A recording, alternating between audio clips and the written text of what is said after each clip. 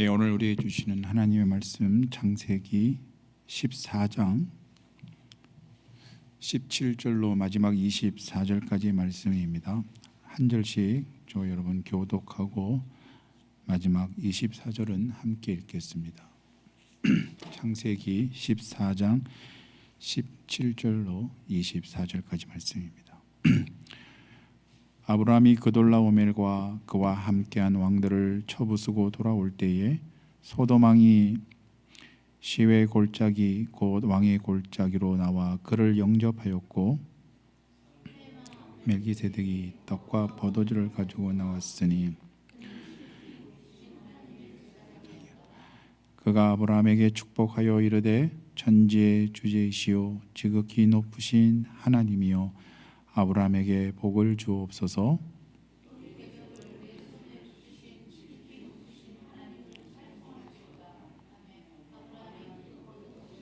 (10분의 1을) 멜기세덱에게 주었더라. 소돔 왕이 아브라함에게 이르되 사람은 내게 보내고 물품은 내가 가지라. 아브라함이 소돔 왕에게 이르되 천지의 주제이시오 지극히 높으신 하나님 여호와께 내가 손을 들어 맹세하노니 내 말이 내가 아브라함으로 치부하게 하였다 할까 하여 내게 속한 것은 실 한 오락이나 들매끈 한 가닥도 내가 가지지 아니하리라. 오직 젊은이들이 먹은 것과 나와 동행한 아넬과 에스골과 마므레의 분깃을 제할지니 그들이 그 분깃을 가질 것이니라. 아멘. 거룩하고 복된 주일입니다. 오늘 함께 예배하는 모든 분들에게 주의 은혜와 평강이 넘치기를 바랍니다. 오늘 이 본문은 우리가 읽었던 이 본문은 이제 전쟁에 참전했던 아브라함이 그 승리를 거두고 돌아오는 때에 두 사람이 나와서 아브라함을 영접하게 됩니다. 한 사람은 살렘 왕 멜기세덱이고 다른 한 사람은 소돔 왕이었습니다. 이 두 사람이 아브라함을 영접하고 또 이 둘과 아브라함 사이에 오고 갔던 대화의 내용이 오늘 이 본문입니다. 근데 먼저 이 본문의 배경을 우리가 조금 먼저 좀 이해했으면 좋겠습니다. 이 창세기 14장 우리가 읽지는 않았지만 14장 그 1절부터 보면 이 창세기 14장은 그 가나안 원주민 그 부족 사이에 전쟁이 발발했다라는 이야기로 시작을 합니다. 흥미로운 것은 이 성경에서 이 전쟁에 대한 이야기를 처음으로 이제 처음 언급되고 있습니다. 이제 좀 흥미로운 점은 이제 그 앞에 우리가 13장까지 보면 그 시점이 아브라함이라는 한 개인에게 맞춰져 있었다면 이제 14장으로 오면서 아브라함이 살고 있는 그 가나안이라는 그 아브라함 주변의 정세, 뭐 요즘으로 우리 이해하자면 당시의 국제 정세로 그 시선이 옮겨져 가는 걸 볼 수 있습니다. 그러니까 아마 이게 나름 의미 있는 대목이 아닐까 합니다. 무슨 얘기냐면 지금까지 우리는 아브라함의 믿음의 행보를 쭉 추적해 올 때 그 믿음의 행보에 있어서 그 중심이 아브라함이라는 한 개인과 한 가정으로 한정되어 있었다면 이제 그 아브라함의 행보가 좀 더 개인적이고 사적인 영역을 넘어서서 하나의 공적인 영역으로, 그러니까 세상과 역사의 무대 중심에 이제 아브라함을 올려놓고 거기에서 펼쳐지는 믿음의 행보를 보게 한다라는 점에서 큰 의미가 있지 않나 싶습니다. 사실 이 가나안에서 지금 벌어진 이 가나안 원주민들 사이의 내전은 실은 아브라함과는 어찌 보면 무관한 일이 될 수도 있었습니다. 그런데 여기 아브라함이 참전을 하게 되는 거죠. 근데 참전하게 된 이유가 다른 것이 아니라 조카 그 롯이, 소돔에 살고 있던 조카 롯이 그 전쟁의 소용돌이 속에 그가 전쟁 포로가 되고 또 그를 비롯해서 그의 가족과 그의 모든 재산이 빼앗기게 되는 큰 위기를 이제 위기에 빠지게 되면서 그런 공경에 빠진 이제 롯을 구하기 위해서 이제 아브라함이 그 전쟁에 어찌 보면 자신과는 전혀 무관한 일이 될 수 있었던 그 전쟁에 아브라함이 참여함으로써 이제 더 이상 이 일이 아브라함과는 무관한 일이 될 수 없는 사건이 되고 만 것입니다. 여러분, 이 아브라함이 롯을 구하기 위해서, 조카 롯을 구하기 위해서 이제 전쟁에 참여하게 되는데, 여기서 우리는 잠깐 좀 한번 생각해 보았으면 합니다. 앞서도 이야기했지만 사실 이 지금 가나안에서 벌어지고 있는 그 주변의 그 여러 정황들은 사실 아브라함과는 무관한 일이었습니다. 그러니까 아브라함은 이 지금 벌어지고 있는 가나안 원주민들 사이에 죽고 죽이는 그런 전쟁과 무관하게 그저 자신의 일상 속에서 평범하게 살아갈 수 있었는데, 그런데 그렇지 않고 그가 이 전쟁에 참여하게 된 것은 다름 아닌 그 조카 롯 때문이었습니다. 공경에 빠진, 위기에 빠진 롯을 구하기 위해서 아브라함이 이 전쟁에 참여하게 된 것인데요. 아브라함이 이렇게 전쟁에 참여하는 걸 보면서 우리는 이런 생각을 해봐요. 이제 혹자는 이렇게 이야기할 수 있겠죠. 이걸 보면서 역시 피는 물보다 진하다. 그러니까 조카, 가족이, 친족이 이런 고통을 당하니까 그래서 가만히 두고 볼 수 없어서 이제 아브라함이 롯을 구하기 위해서 이 전쟁에 참여하는구나. 그래서 역시 피는 물보다 진해. 이제 그렇게 이야기할지도 모르겠습니다. 근데 다만 단지 이를 그렇게 볼 문제는 아닌 것 같아요. 왜냐하면 여러분, 우리가 이 앞전에 오늘 창세기 14장 우리 이전에 13장에 있었던 이 직전에 있었던 일을 가만히 한번 생각해 보십시오. 이 13장 우리가 지난 주에 살펴본 것처럼 이제 아브라함과 롯의 목자들 사이에 이제 분쟁이 발생하고 다툼이 생기면서 그 일은 결국 아브라함과 롯이 서로 갈라서게 되는 계기가 됩니다. 각자의 길을 가기로 하고 서로 이제 갈라서게 되죠. 그 과정에서 보면 아브라함은 정말 그 롯에게 먼저 어디로 갈지를 선택할 수 있는 우선권을 이제 줍니다. 그때 롯은 어떻게 했습니까? 자신의 욕망, 자신의 욕심을 따라서 그는 이기적으로 선택하고 결정을 해서 이제 그가 볼 때 여호와의 동산 같았고 애국 같았던 그야말로 정말 강남의 노른자 같은 그런 좋은 지역을 먼저 선점을 해버립니다. 이제 이런 일련의 과정들을 보면 이런 일련의 과정들을 겪은 이런 일들이 아브라함에게는 결코 유쾌한 경험은 아니었을 겁니다. 그렇지 않을까요?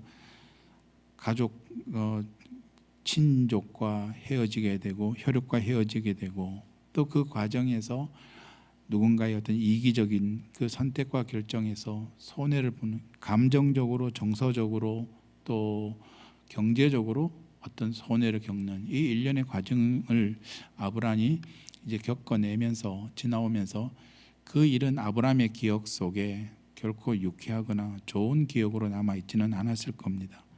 그런데 지금 보면 이런 상황에서 지금 이제 그와 관계가 끊어졌던 그리고 각자의 길로 갈라섰던 그 조카가 롯이 곤경에 취했다는 이야기를 듣고 아브라함은 그 전쟁에 참여하게 되는 겁니다. 사람들이 일반적으로 누군가를 도울 때는 두 가지를 이제 우선적으로 생각을 한대요. 하나가 뭐냐면 내가 이제 도우려고 하는 그 사람이 정말 나의 도움을 받을 만한 자격이 있는가. 그러니까 내가 누군가를 도와줄 때 정말 그 사람이 내 도움을 받을 만한 자격이 있는가. 그러니까 무슨 이야기냐면 이런 거죠. 예를 들어서 누가 나에게 과거에 경제적으로 뭐 큰 손해를 끼쳤거나 아니면 감정적으로 정서적으로 나에게 큰 아픔과 상처를 준 사람이 있는데 과연 그 사람이 어려움에 처했다고 내가 과연 선뜻 도와줄 수 있겠는가 하는 겁니다. 아마 우리가 살다 보면 그러니까 내가 도움을 필요로 하는 사람에게 당연히 도와줘야 한다고 생각하지만 만약 그 사람이 나에게 큰 상처를 준 사람이나 과거에 아픈 경험을 준 사람이면 선뜻 도와주기가 쉽지 않을 겁니다. 또 한 가지 이제 고려하게 되는 것은 우리가 누군가를 도울 때 그로 인해서 내가 어떤 위험이나 어떤 손해를 겪지 않을까 하는 걸 고려한다는 거예요. 그러니까 기본적으로 누군가를 돕는다는 것은 뭐 이익을 바라거나 아니면 대가를 바라고 하지는 않습니다. 하지만 내가 누군가를 도울 때 그로 인해서 내가 불이익을 당하거나 또는 그로 인해서 어떤 큰 손해를 또 위기를 감내해야 한다면 그건 좀 다른 차원의 이야기가 됩니다. 그렇지 않을까요? 그러니까 여러분 좀 쉽게 이해하자면 이런 거죠. 누가 아주 친한 친구가 여러분에게 와서 보증 한번 서줘.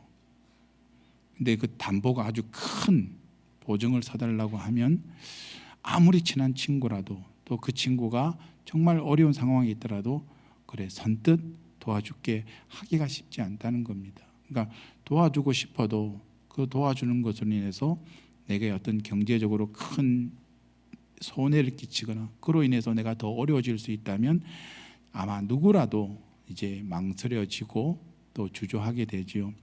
그러니까 여러분 아브라함의 입장에서 한번 생각해 보면 실은 아브라함은 이 전쟁에 참여할 이유가 없습니다. 그렇지 않습니까? 자기 때문에 벌어진 일도 아니고 또 이 전쟁을 참여한다고 해서 그가 얻게 될 어떤 이익도 없습니다. 그리고 무엇보다도 전쟁이라는 것은 목숨을 걸어야 하는 거 아닙니까? 목숨을 걸어야 될 만한 뚜렷한 명분도 없습니다.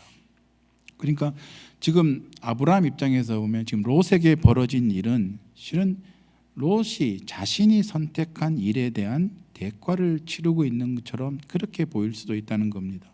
그러니까 좋은 땅을 차지하겠다는 그의 이기적인 선택, 이기적인 판단으로 인해서 롯은 소돔으로 갔고 또 그로 인했기 때문에 이런 일을 당하게 되었다라고 보는 거죠. 그러니까 누가 억지로 떠밀어서 소돔으로 간 것도 아니고 또 누가 뭐 억지로 롯을 전쟁에 참여시킨 게 아니라 결국은 보면 아브라함 입장에서 보자면 제3자 입장에서 보자면 롯은 자기가 뿌린 씨를 거두는 것처럼 그렇게 보인다는 겁니다.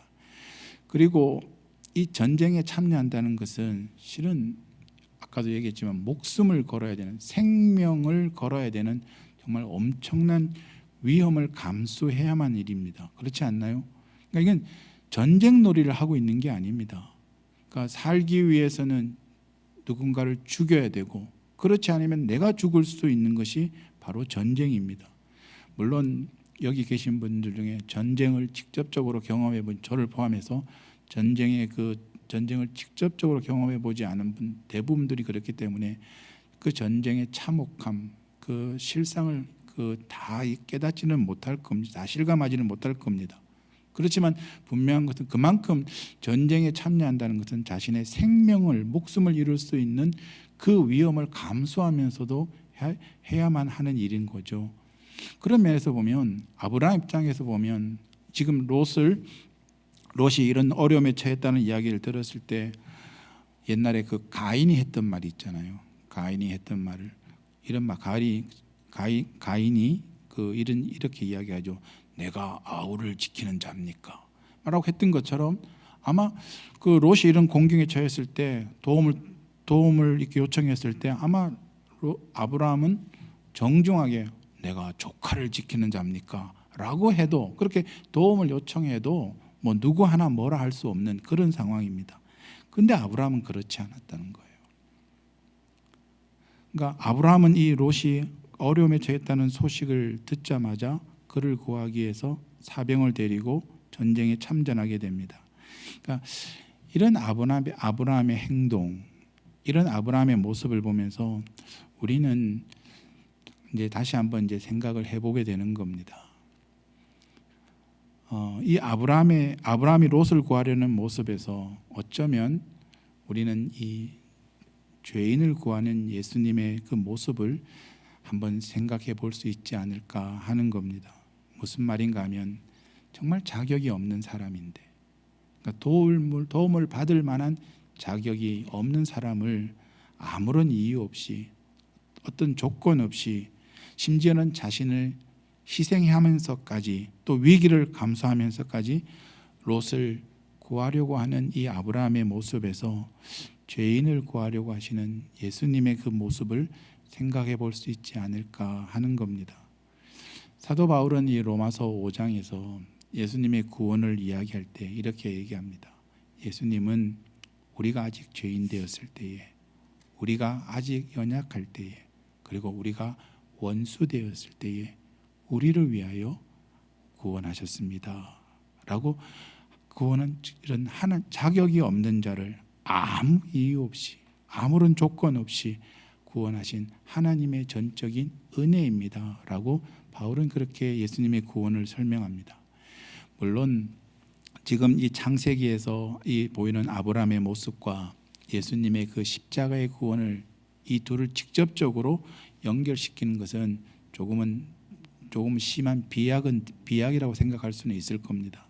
근데 우리가 이 아브라함을 보면서 이 조카 롯을 구하기 위해서 전쟁에 참여하는 이 아브라함의 모습을 보면서 이게 다만 물보다 피가 진한 어떤 끈끈한 혈육의 정을 보여주기 위한 것도 아니고, 또는 어떤 정말 통 큰 사람이 자신에게 상처를 주고 아픔을 줬던 그런 사람이라 할지라도 통 큰 사람이 베푸는 어떤 가진 자의, 대인의 하나의 어떤 관용과 포용을 보여주기 위함이 아니라, 실은 구원을 베풀려고 하는 이 아브라함의 이면, 그 구원을 베푸는 그 손길의 이면에 우리는 그의 어떤 마음을 읽을 수 있어야 하지 않을까 하는 겁니다. 그러니까 롯을 도우려고 하는 이 아브라함의 마음은 사실 여기뿐만 아니라 나중에 뒤에 이제 창세기 18장으로 가면 소돔과 고모라가 멸망하기 직전에도 다시 한번 정말 자격 없는 자를, 그리고 아무런 이유 없이 또는 조건 없이 아브라함, 그 롯의 구명을 위해서, 구원을 위해서 그렇게 중보하는 그런 아브라함에서 다시 한번 보듯이, 이 아브라함의 이런 행동 뒤에는 정말 우리를 구원하려고 했던 그 그리스도의 마음과 같은, 결을 같이 하는 그런 마음을 우리가 읽을 수 있지 않나 하는 겁니다. 이것이 중요한 것은, 결국 그것은 오늘 우리 그리스도인들이 가져야 되는 또 마음이기도 하거든요. 프랑스의 한 유명한 소설가가 이런 이야기를 했어요.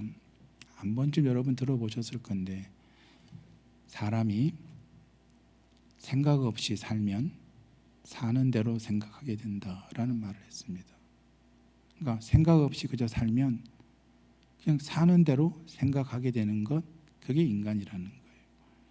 그러니까 그리스도인들의 어떤 행동, 삶을 대하는 어떤 태도에 있어서 우리가 어떤 행동을 하고, 선택을 하고, 어떤 행동을 하고, 어떤 모습으로 우리가 이제 세상 가운데 비춰질 때, 그 이면에 오늘 우리에게 이 아브라함이 그랬던 것처럼 조카 롯을, 정말 자격 없는 자를 아무런 이유 없이, 조건 없이 도우려고 하는 그 아브라함의 마음에서 우리 그리스도인들이 가져야 될 어떤 그런 그리스도의 마음을 다시 한번 확인할 수 있었으면 좋겠다는 겁니다.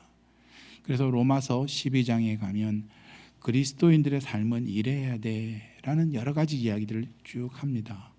그 이야기 속에 그냥 겉으로 드러나는, 보여지는 행동, 남을 도와야 된다, 원수를 사랑해야 된다, 악인에게 선을 베풀어야 된다, 또 어려운 자를 구제해야 된다라는 그냥 그저 보여지는 행동, 이 행동도 중요하지만 그 표면적으로 드러나는 이면에 우리 그리스도인들이 어떤 마음이 있어야 됩니까?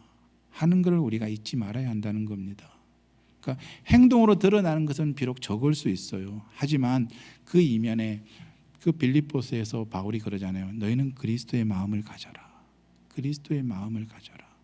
그러니까 나의 행동이 무엇을 드러내고 있는지, 무엇을 증언해주고 있는지, 그것이 우리 그리스도인들이 가져야 될 의식이라는 겁니다. 그러니까 우리가 의식하지 않고 살면 그저 사는 대로 우리는 그렇게 생각할 수밖에 없습니다. 그러면 믿지 않는 사람들과 아무런 차이가 없어요. 예수를 믿는다고 하는 것은 그저 교회 와서 예배 보는 거, 기도하고 성경 보는 거 외에는 믿지 않는 사람들과 전혀 구별이 없는, 다르지 않는 그런 삶을 살 수밖에 없다는 거예요. 그렇기 때문에 그리스도인됨의 가장 힘든 것은요, 생각을 잃어버리지 않는 겁니다. 그러니까 우린 자꾸 겉으로 드러나는 몇 가지만을 가지고 야, 저 사람 그리스도인다워 이렇게 평가하지만, 그러나 실은 그리스도인답게 사는 것은 만만치 않은 문제입니다. 그것은 하나의 행동을 만들어내기 이전에 그 이면에 정말 그리스도인의 마음을 갖기 위한 치열한 내면의 싸움이 필요한 겁니다. 그러니까 그런 면에서 오늘 이 아브라함의 행동이 어찌 보면 그냥 단순한 행동처럼, 누군가의 눈에는 야, 피는 물보다 진해, 끈끈한 혈육의 정을 보여주는 것처럼 보이지만, 우리가 좀 더 믿음의 눈으로 보자면 이 행동 속에 그 자격 없는 자, 아무런 이유와 조건 없이 도우려고 하는 마음에서 오늘 우리 그리스도인들에게 시사해주는 바가 크지 않나 싶습니다. 다음으로 오늘 우리가 또 한번 살펴볼 내용은 이제 창세기 본문으로 돌아와서 14장의 이제 16절에 보면 모든 빼앗겼던 재물과 자기의 조카 롯과 그의 재물과 또 부녀와 친척을 다 찾아왔더라, 그렇게 말씀하고 있습니다. 그러니까 전쟁에 참여했던 아브라함은 이제 승리를 거두게 됩니다. 그리고 그 전쟁에 참여할 때 그가 소원했던 대로, 바랬던 대로 조카 롯과 가족을 구하고 또 그의 모든 재물들을 다시 되찾게 됩니다. 그야말로 한마디로 얘기하면 완전한 승리지요. 근데 성경이 말하고 싶은 건 뭘까요? 오늘 이 아브라함이 전쟁에 참여해서 하나님이 아브라함이 이런 완전한 승리를 가졌다라는 이야기를 우리에게 해주면서 성경이 하고 싶은 이야기는 분명할 겁니다. 여러분도 잘 알고 있겠지만 이 아브라함의 승리가 아브라함만의 승리가 아니라 이 승리는 하나님의 승리다라는 이야기를 하고 싶은 겁니다. 이게 무슨 얘기냐면, 아브라함이 어떤 군사적인 탁월한 능력이 있고 전략이 탁월해서 이 전쟁에서 이긴 것이 아니라 하나님이 그를 도웠기 때문에, 하나님이 아브라함의 편이 되셨기 때문에 얻어낸 결과라는 뜻이죠. 그러니까 이 아브라함의 이 전쟁에 있어 승리의 이유, 그리고 원인이 아브라함에게 있는 것이 아니라 하나님에게 있다는 뜻입니다. 그러니까 성경이 이 이야기를 하고 있는 겁니다. 근데 이런 사실을 성경은 이렇게 우리에게 이제 확인시켜 주고 있습니다. 이것이 다만 아브라함의 승리가 아니라 하나님으로 말미암은, 하나님이 도우신 하나님의 승리였다는 사실을 이제 이렇게 확인시켜 주고 있는데, 먼저는 14절에 보면, 여러분 14절에 보시면요, 아브라함이 그의 조카가 사로잡혔음을 듣고 집에서 길리고 훈련된 자 몇 명요? 380명을 거느리고 단까지 쫓아가서, 그러니까 아브라함이 이제 전쟁에 참여하게 되면서 그가 집에서 기르고 훈련된 소위 말하는 사병이죠. 그 사병을 이제 데려간 군사의 수가 380명이다, 그렇게 밝히고 있습니다. 그러니까 380명이라는 숫자를 굳이 여기서 밝히는 이유가 뭘까요? 그러니까 이와 비슷한 예가 성경의 다른 곳에 있어요. 사사기 7장에 보면 그 유명한 기드온의 이야기가 나옵니다. 그러니까 기드온이 전쟁에 참여할 때 거기에 보면 300명의 용사라는 이야기가 나와요. 그때 300명이라는 숫자가 뭘 의미할까요? 고대 그리스 전쟁사에서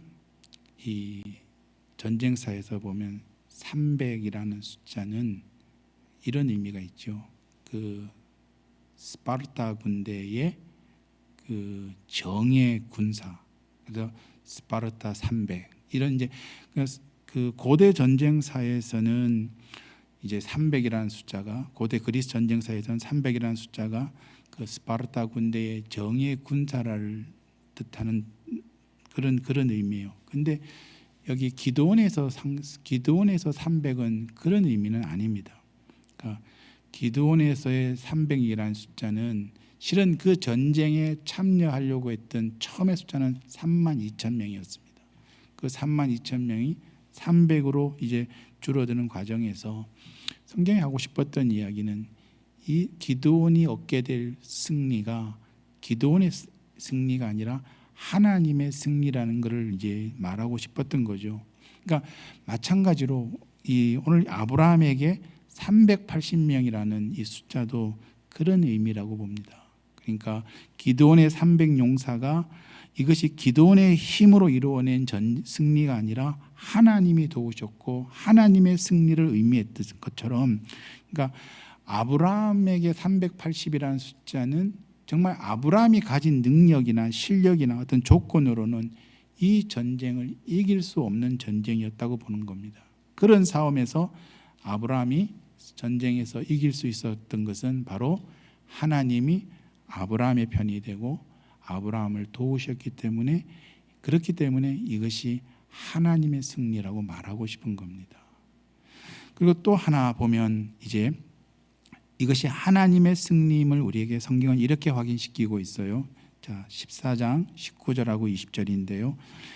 그 승리하고 돌아온 그 귀환하는 아브라함을 이제 살렘 왕 멜기세덱이 영접을 하면서 그에게 이제 그는 이런 고백을 합니다. 이런 증언을 합니다. 우리 14장 19절과 20절 같이 한번 읽을게요. 시작. 그가 아브라함에게 축복하여 이르되 천지의 주제이시오 지극히 높으신 하나님이여 아브라함에게 복을 주옵소서. 너희 대적을 내 손에 붙이신 지극히 높으신 하나님을 찬송할지로다 하매 아브라함이 그 얻은 것에서 10분의 1을 멜기세덱에게 주었더라. 여러분 보세요. 멜기세덱이 아브라함을 전쟁에서 승리하고 돌아온 아브라함에게 그를 영접하면서 아브라함을 축복하면서 이렇게 이야기해요. 천지의 주제이시오 지극히 높으신 하나님이여 아브라함에게 복을 주옵소서. 너희 대적을 내 손에 붙이신 지극히 높으신 하나님을 찬송할지로다. 여러분 여기 아브라함은 어떤 사람이냐? 아니요. 멜기세덱은 어떤 사람이냐면 18절에 보면 그는 지극히 높으신 하나님의 제사장이라고 합니다. 그러니까 그 입을 통해서 어떤 내용이 증언되고 있냐면 여기 한마디로 얘기하면 아브라함의 승리가 곧 하나님의 승리라고 지금 말하고 있는 겁니다. 근데 여기 우리가 좀 더 깊게 들어가서 볼 부분이 있어요. 뭐냐면 잘 보세요. 이제 멜기세덱은 이 승리가 하나님의 승리, 아브라함의 승리가 하나님의 승리입니다라고 이야기하면서 그 하나님을 가리켜 뭐라고 표현하냐면 19절에 보면 이렇게 얘기해요. 천지의 주제이시오 지극히 높으신 하나님이라고 표현해요. 천지의 주제이시오 지극히 높으신 하나님, 그 하나님이 당신에게 승리를 주셨습니다. 아멘이시죠? 근데 보세요. 22절에 아브라함은 어떻게 이야기하냐면, 자, 아브라함은 22절에 보면 아브라함은 천지의 주제이시오 지극히 높으신 하나님 여호와라고 표현하고 있어요. 여러분 이 둘 사이에 어떤 차이가 있을까요? 멜기세덱 지극히 큰 하나님의 대제사장은 하나님을 가리켜 천지의 주제이시오 지극히 높으신 하나님이라고 이야기하는데, 아브라함은 천지의 주제이시오 지극히 높으신 하나님 여호와. 그러니까 표면적으로 보면 딱 한 가지가 달라요. 여호와라는 이름이 있고 없고의 차이예요. 그러니까 어찌 보면 같은 이야기를 하는 것처럼 보이잖아요. 근데 전혀 다른 이야기가 될 수도 있어요. 무슨 말이냐면 여기에는 이런 의미가 담겨져 있습니다. 우리가 조금 더 성경을 좀 깊게 들여다봐야 보이는 부분인데요. 무슨 얘기냐면 지금 멜기세덱은 가나안 원주민의 그 부족의 왕이에요. 살렘 왕이고 또 지극히 높으신 하나님의 제사장이에요. 그런데 아브라함은 그 멜기세덱이 아브라함에게 당신의 승리는 곧 당신이 믿는 하나님의 승리, 하나님이 도우심으로 말미암는 하나님의 승리라고 인정하고 고백하고 있어요.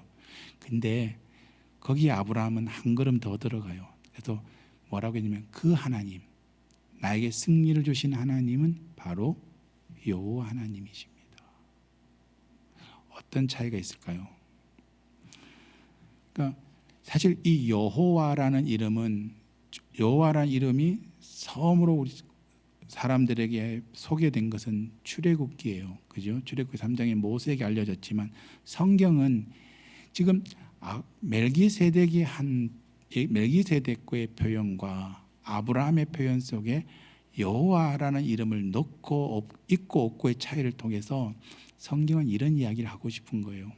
성경이 말하고 싶은 것은 뭐냐면 이 성경을 읽는 이 독자들로 하여금 지금 아브라함에게 승리를 주신 하나님이 천지의 주제이시오 지극히 높으신 하나님이라고 부를 수 있는 분은 여호와 하나님 한 분밖에 없다는 이야기를 하고 싶은 거예요. 그러니까 아브라함에게 승리를 주신 하나님은 가나안 사람들이 믿는 여러 신들 중에 많은 신들 중에 가장 높은 하나님이란 뜻이 아니라 그 하나님이 아브라함에게 승리를 준 것이 아니라 어찌 보면 멜기세덱은 그런 이해 속에서 아마 이런 고백을 했을지도 몰라요.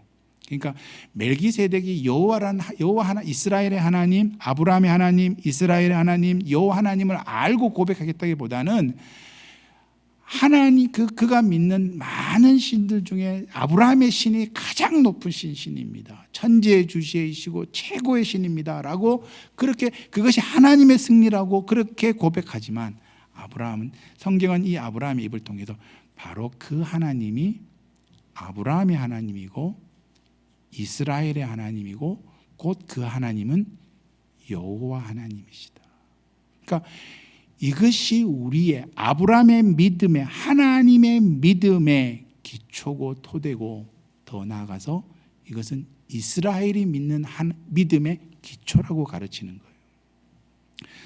여기 보면 이 비슷한 장면이 사도행전에 이 비슷한 장면이 나와요. 사도행전에 보면 17장에 보면 그 바울이 그리스 아테네에 가서 이제 복음을 전하게 되는데 그때 설교를 그 아테네에 있는 사람들에게 설교하는 내용 가운데 이런 내용이 있어요. 17장 그 22절에 보면 바울이 아레오바고의 가운데 서서 말하되 아덴 사람들아 너희를 보니 범사에 종교심이 많도다. 내가 두루 다니며 너희가 위하는 것들을 보다가 알지 못하는 신에게 라고 새긴 단도 보았으니 그런즉 너희가 알지 못하고 위하는 그것을 내가 너희에게 어떻게 해요? 알게 하리라. 그러면서 뭐라고 얘기하냐면 24절에 우주와 그 가운데 있는 만물을 지으신 하나님께서는 천지의 주제시니 손으로 지은 전에 계시지 아니하시고 또 무엇이 부족한 것처럼 사람의 손으로 섬김을 받으시는 것이 아니니 이는 만민에게 생명과 호흡과 만물을 친히 주시는 이심이라.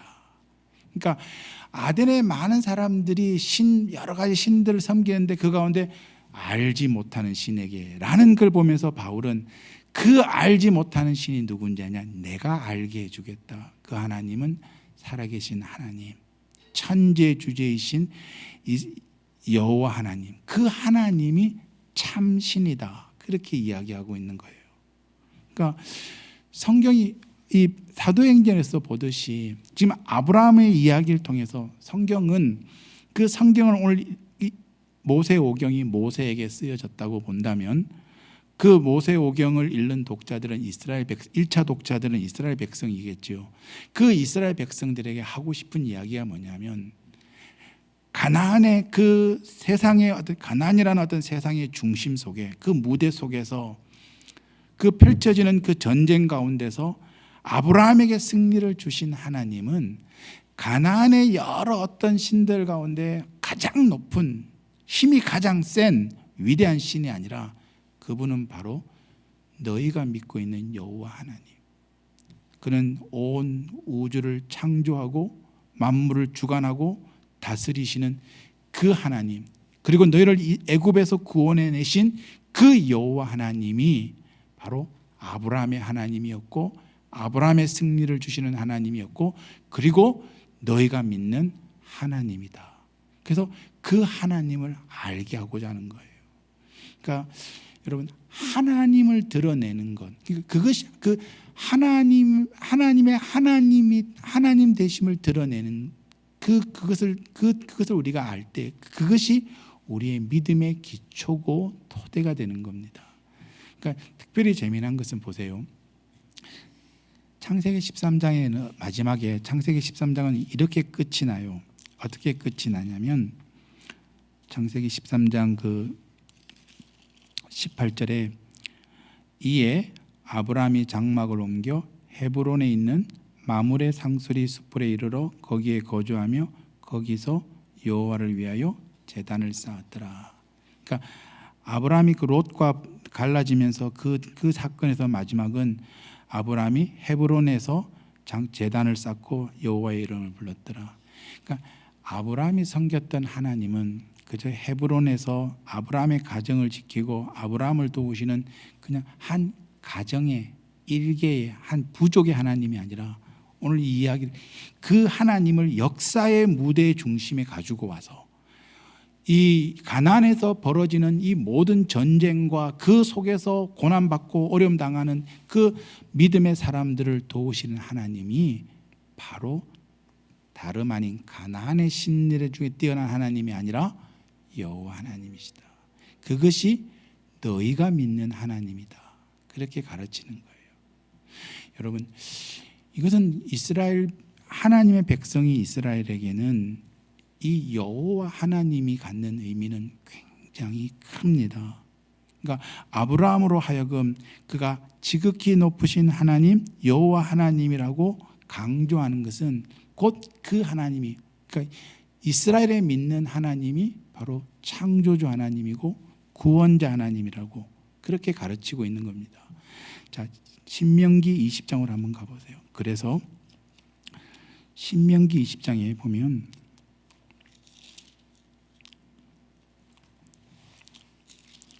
신명기 20장에 모세는 이렇게 이야기를 해요. 이스라엘 백성들에게 잘 보세요. 20장 1절이에요. 내가 나가서 적군과 싸우려 할 때에 말과 병거와 백성이 너보다 많음을 볼지라도 그들을 두려워하지 말라. 애굽 땅에서 너를 인도하여 내신 내 하나님 여호와께서 너와 함께 하시느니라. 너희가 싸울 곳에 가까이 가면 제사장은 백성에게 나아가서 고하여 그들에게 말하여 이르기를 이스라엘아 들으라. 너희가 오늘 너희 대적과 싸우려고 나왔으니 마음에 겁내지 말며 두려워하지 말며 떨지 말며 그들로 말미암아 놀라지 말라. 너희 하나님 여호와는 너희와 함께 행하시며 너희를 위하여 너희 적군과 싸우시고 구원하실 것이라. 그러니까 모세가 신명기에서 이스라엘 백성들에게 너희를 구원하신 하나님이 이런 하나님이다. 근데 그 하나님 어떤 하나님이었다고요? 아브라함을 승리케 하신 하나님, 다른 하나님이 아니라는 거예요. 그러니까 아브라함이 하나님을 그렇게 믿고 의지했듯이 너희가 믿어야 될 하나님은 다른 그 어떤 신이 아니라 누구라고요? 여호와 하나님이시다. 그래서 시편에 보면, 그러니까 성경은 이런 이야기를 우리에게 하고 싶은 거예요. 그러니까 우리에게 승리를 주시는 하나님, 우리에게 구원을 주시는 하나님은 창조주 되시고 구원자 되시는 여호와 하나님 한 분밖에 없습니다. 그래서 이 성경의 증언에 대해서 시편 기자는 이렇게 고백을 합니다. 유명한 말씀이죠. 시편 115편 15절에 보면 제가 읽을게요. 너희는 천지를 지으신 여호와께 뭐를요? 복을 받는 자로다. 우리 110편 121편 2절은 너무나 유명하죠. 한번 같이 한번 읽을까요? 시작. 나의 도움은 천지를 지으신 여호와께 계시라. 시편 124편 8절은 이렇게 얘기해요. 우리의 도움은 천지를 지으신 여호와의 이름에 있도다. 시편 134편 3절에는 천지를 지으신 여호와께서 시온에서 내게 복을 주실지라. 그러니까 천지를 지으신 여호와, 지극히 높으신 하나님 여호와, 그가 너희의 도움이요 너희의 복이 되실 것이다 약속하고 있습니다. 그러니까 이것이 우리의 믿음의 내용이라는 거예요. 이것이 왜 우리에게 더 중요하냐면요, 오늘 이건 다만 이스라엘에게만 중요한 것이 아니라 우리에게 중요한 것은 바로 이 하나님이 천지에 지극히 높으신 여호와라는 이 이름이 신약에 오면 이것이 예수님에게 사용된다는 거예요. 누가복음 8장 28절에 이렇게 말씀하고 있습니다. 예수를 보고 부르짖으며 그 앞에 엎드려 큰 소리로 불러 이르되 지극히 높으신 하나님의 아들 예수여. 그러니까 오늘 이 말씀을 보면서 아브라함의 승리가 하나님의 승리고, 다만 그 아브라함의 승리를 통해서 야 하나님이 얼마나 센 분이야 이것을 드러내는 것이 아니라 하나님의 하나님 되심이 무엇인가를 분명하게 우리에게 가르치고 있다는 겁니다.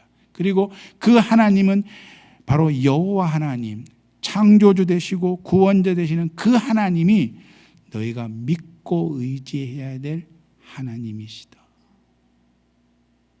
여러분 누구를 의지하고 사시겠습니까? 여러분 역사의 무대 속에서, 세상의 중심 속에서 원든 원치 않든 그 세상의 흐름 속에 우리가 휘말리고 살아갈 때에 과연 우리는 누구를 의지하고 살겠느냐고 묻는 겁니다.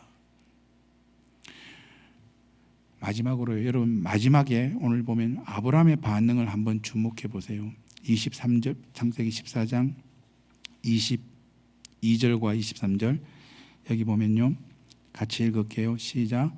아브라함이 소돔 왕에게 이르되 천지의 주제이시오 지극히 높으신 하나님 여호와께 내가 손을 들어 맹세하노니 내 말이 내가 아브라함으로 치부하게 하였다 할까요? 내게 속한 것은 실 한 오락이나 들매끈 한 가닥도 내가 가지지 아니하리라. 그러니까 보세요. 소돔 왕이 아브라함에게 이런 제안을 합니다. 자, 사람은 나에게 주고 실리 재산은 그 전리품은 네가 가져라. 그러니까 각자 윈윈 하자는 겁니다. 일종의 비즈니스 거래를 하는 겁니다. 전쟁에서 승리하고 돌아온 아브라함에게 사람은 나에게 주시고 그 전리품 당신이 가져서 당신이 이득을 취하십시오. 실리를 취하십시오. 그래서 각자 윈윈 하자는 일종의 비즈니스 제안을 합니다. 그런데 아브라함은 여기에 단호하게 거부합니다. 그러면서 그 단호하게 거절하면서 천지의 주제이신 지극히 높으신 하나님 여호와께, 이게 뭘 얘기하냐면 아브라함은 하나님을 전적으로 신뢰하고 있다는 겁니다. 하나님을 이용해서 자신의 명분과 실리를 따지는 것이 아니라 하나님만을 전적으로 의지하고 신뢰하겠다는 고백 선언인 겁니다. 그러니까 오늘 이것은, 이 아브라함의 모습은 오늘 이 시대를 살아가는 우리에게 정말 믿음으로 사는 자들에게 주는 그 울림과 도전은 정말 크다고 생각을 해요. 여러분 세상 속에 살면서 다시 한번 물어볼게요. 여러분 누구를 의지하고 사시겠습니까? 하나님 한 분만을 정말 전적으로 의지하고 신뢰하며 살아가실 수 있겠습니까? 여러분 사람을 의지하는 것이 얼마나 어리석은 일일까요?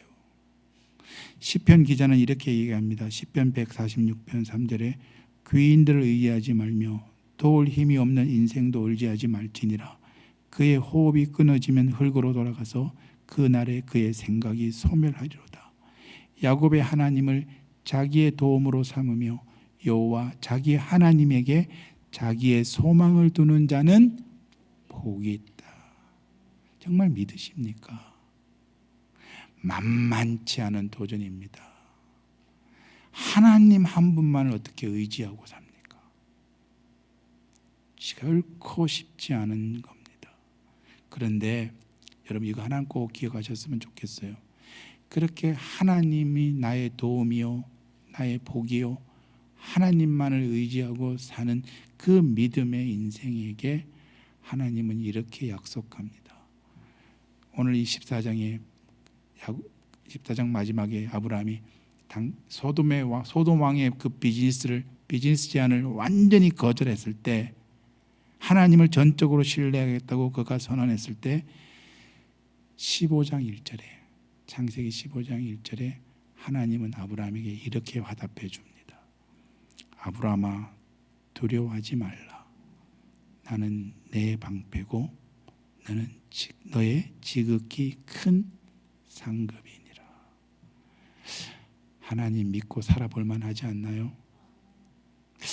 그래도 돈도 좀 있어야 될 것 같은데, 그래도 권력도 있으면 좋겠는데, 여전히 그러십니까? 그럴 수 있습니다. 그런 유혹이 우리에겐 늘 있습니다. 살아보니 내 안에 내 손에 쥐어진 거 아무것도 없을 때, 믿는다고 열심히 믿었는데 내게 가진 거 아무것도 없을 때 믿는 게 뭘까? 누구나 고민하게 됩니다. 그럴 때 이 말씀 기억하십시오. 하나님만이 우리의 도움이시고 우리의 복이 되십니다. 그렇게 하나님을 전적으로 신뢰하고 믿는 성도들에게 우리 주님 약속하십니다. 나는 내 방패고 너의 지극히 큰 상급이니라. 기도하겠습니다.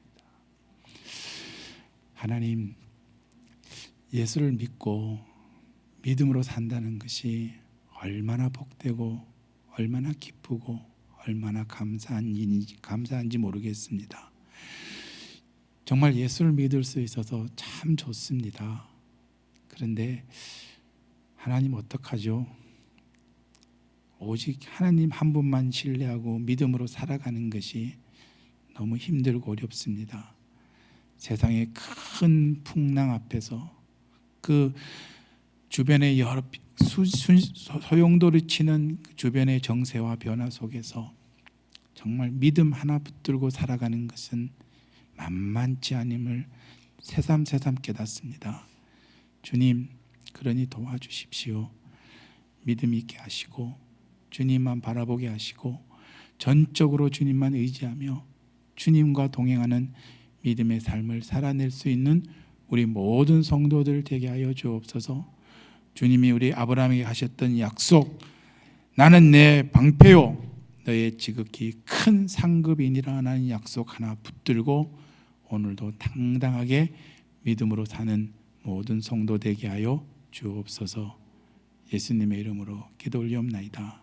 아멘.